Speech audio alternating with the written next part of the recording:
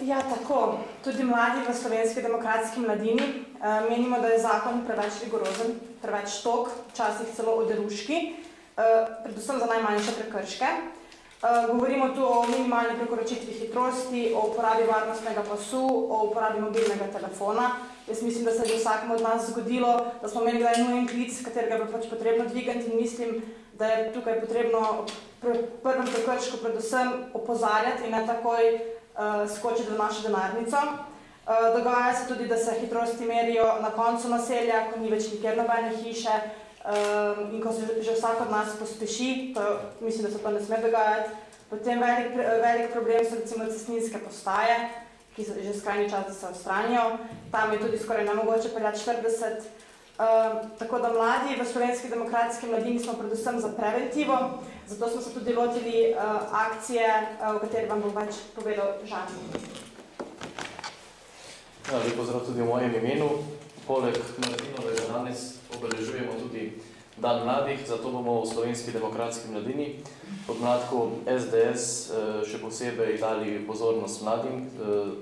Izvedli bomo akcijo, ki je bila že prej omenjena.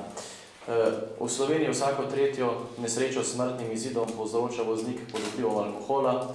V Evropi tako letno umre zaradi vožnje pod vplivom alkohola 10 000 ljudi.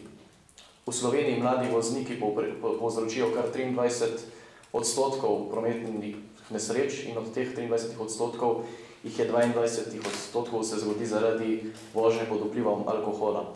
Ker se tudi v Slovenski demokratski mladini ne strinjamo s tako banalnimi in rigoroznimi kaznimi, kot se dogajajo, se zavzemamo predvsem za preventivo. Zato smo pripravili akcijo.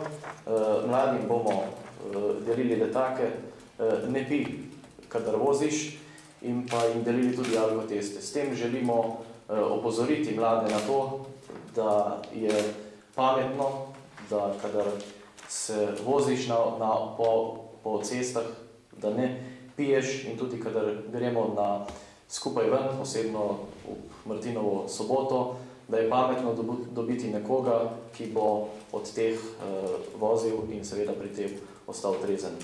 Torej, naš glavni namen je, da je 0,0 promila alkohola pametna rešitev. Hvala lepa.